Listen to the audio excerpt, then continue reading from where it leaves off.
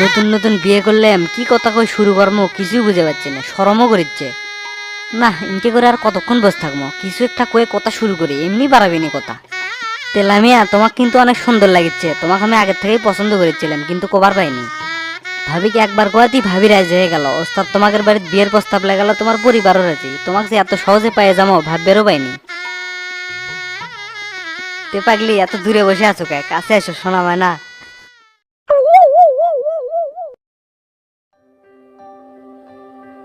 এই আমি না বইয়ের কাছে আসছিলাম, বউ ঠেকা মারি থেকে কোনটি গেল? ওহো রে, এটা না স্বপ্ন দেখলাম, বিয়ের চিন্তা করতে করতে ঘুমাচ্ছি, তা এই জন্য বিয়েরই স্বপ্ন দেখছি। যাই হোক, স্বপ্নটা ভালোই হয়েছিল, হঠাৎ করেই ঘুম ভেঙে গেল, স্বপ্নটা শেষও করবে পেলাম না। এই মাঝরাতে ঘুম ভেঙে গেল, এখন কি আর ঘুম ধরবি? সারা রাতই আমার জায়গায় থাকা লাগবে।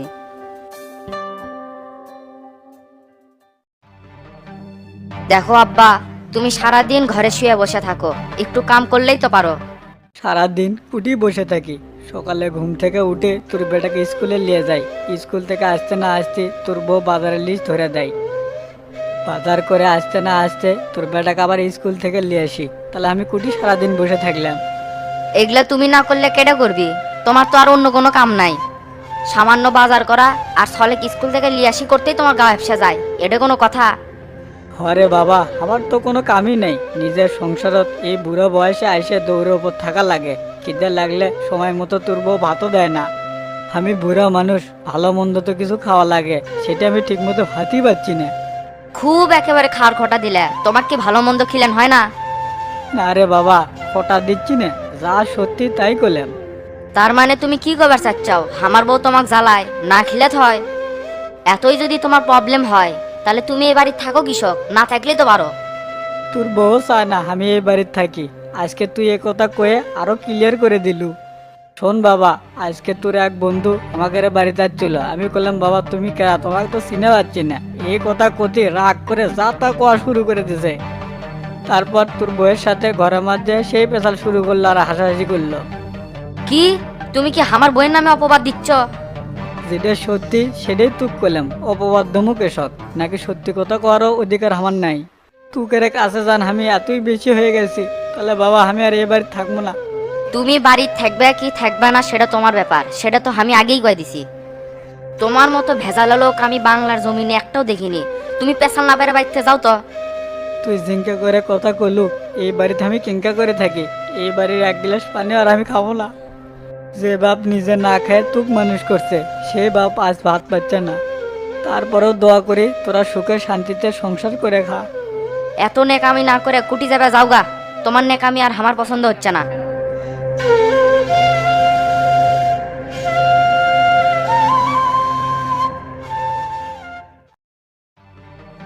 আজকের মিটিং এর তোতা কিন্তু আসেনি ওস্তাদ। কে, তুই ফোন করে জানাসনি?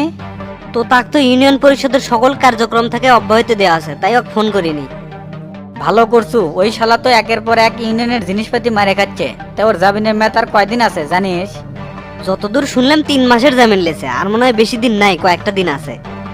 উনি জামিনে বাড়ানোর পর থেকে তো 9 নম্বর ওয়ার্ডের মানুষ এক খালি জেলে খাচ্ছে।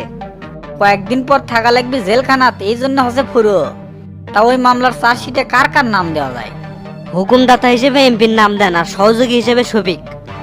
আর এই দুইজনের পরিকল্পনায় তো তা আপনি খুন করার চেষ্টা করে, কিন্তু ব্যর্থ হয়ে আপনার বাড়ির কাজের ছেলে খুন করে। আর এই মামলার তো আরেকটা প্লাস পয়েন্ট আছে, তো তা তো 64 ধারায় জবানবন্দি হতেছে। জজের সামনে তো আর দেয়নি, থানায় দিয়ে লাভ আছে? যতক্ষণ পর্যন্ত জজের কাছে জবানবন্দি না দিবি ততক্ষণ পর্যন্ত এই জবানবন্দি রেকর্ড হবি না।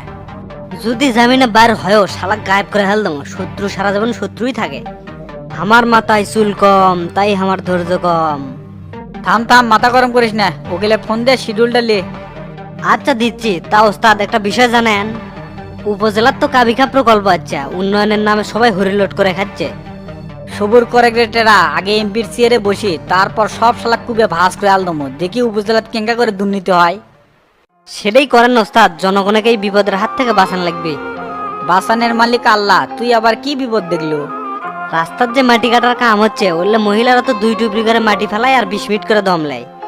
তারপর সরকারি হাসপাতালে ভর্তি হওয়ার গেলে 4র্থ শ্রেণীর কর্মচারীর কাছে টাকা দিয়ে ভর্তি হওয়া লাগে।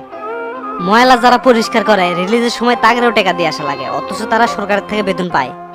আবার ডাক্তাররা সময় মতো হাসপাতালে আসে না, আসলেও 10 মিনিট থাকে নিজস্ব চেম্বারে চলে যায়।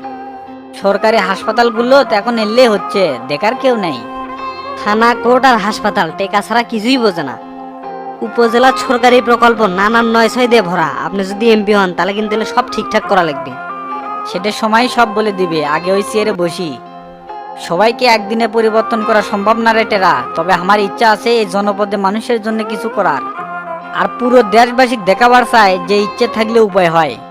ওস্তাদ, সব ওয়ার্ডের রিপোর্ট আপনার টেবিলে ফাইল করে রাখা আছে, আপনি একবারে না দেখেলেন? তাহলে বিকেলবেলা যখন সব মেম্বারের সাথে বসবেন হিসেব নিতে সুবিধা হবে নি। সেটা আমি দেখেছি, তুই 1 কাপ কফি দিত, আমার খুব মাথা ধরছে। আর ইউনিয়নের সকল সদস্য হলরুমে অপেক্ষা করবে ক। আচ্ছা ঠিক আছে।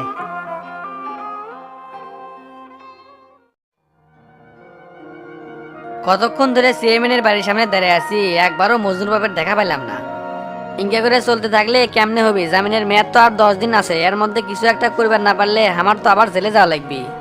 কি করি, মেলাক্ষণ ধরে এটি দাঁড়িয়ে আছি, কেউ দেখলে আবার তো অন্য মাইন্ডে নিবি। মাথায় একটা বুদ্ধি আছে, শফিক চাচাকে ডেকে নিয়ে এসে চেয়ারম্যানের বাড়িতে পাঠিয়ে দিই, মজনুর বাপকে ডেকে নিয়ে এসুক।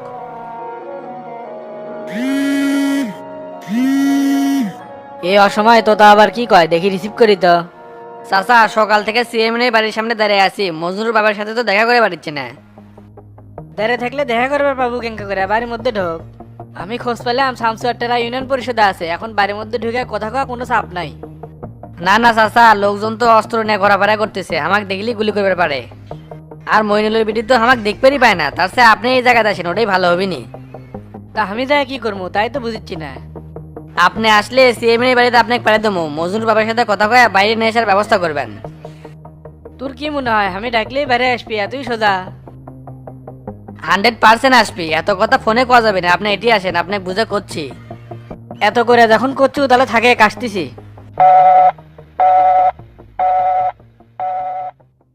চাচাক দিয়েই হবি, মজনুর বাবাকে বাইরে নিয়ে আসে পারলে চলে বলে কৌশলে জিঙ্কে করেই হোক রাজি করামই। কেরে ওটা না তোতা মেম্বার চেয়ারম্যানের বাড়ির আশপাশে কি করে? মনে হয় মজনুর বাপের খোঁজে যাচ্ছে। এই শালা তো মজনুর বাপের জন্য পাগলা হয়ে গেছে। কেউ যদি ওকে দেখে, ওর তো খবর আছে, তাড়াতাড়ি এর থেকে ওকে যাবার কই। কেরে গল্লা, তুই তো আমি খুঁজিচ্ছি, থাকিস কোনটি? হে মিয়া, এটা আপনার কাম। কেউ যদি দেখে আমি আপনার সাথে কথা করছি তাহলে তো আমার খবর আছে। ধরবে এত ভয় পাস কে? তোর যদি কোনো কিছু হয় সেটা আমি দেখে নেব। তা এখন কত মজনুর বাপ কুটি আছে, বাড়ির মধ্যে না বাড়ির বাইরে? মজনুর বাপের বাইরে যাওয়া নিষেধ, ভেতরেই আছে। আপনি এখন এর থেকে চলে যান। ফোনে আপনাকে সব জানামনি, এর থাকা নিরাপদ না, আশপাশে অনেক লোক আছে। ধরবে তুই না সিটিং আছো, তোর ফোন সবসময় বন্ধ থাকে, অনেকবার চেষ্টা করছি তোর নাম্বারে। আমার বাটনালা ভাঙ্গা মোবাইল তো, তাই কখন বন্ধ হয়ে যায় টেরি পাই না। একটা না মোবাইল কিনবো, এটাই আর হচ্ছে না, তাই বাধ্য হয়ে ভাঙ্গা মোবাইলই চালাচ্ছি। তুই যদি আমার কথা মতো কাজ করিস, যা তোকে আমি একটা অ্যান্ড্রয়েড ফোন কিনে দেবো। এই সুযোগ হাতছাড়া করিস না, সামান্য কয়টা তথ্য দিয়ে একটা অ্যান্ড্রয়েড মোবাইল, এর চেয়ে আর কি চাস? ভাই দয়া করে আপনি এর থেকে এখন যান, আমার খুব ভয় হচ্ছে। কেরাবেন কোথা থেকে দেখে। আমি চাই না যে তোর ক্ষতি হোক। আচ্ছা থাকে, গেলাম।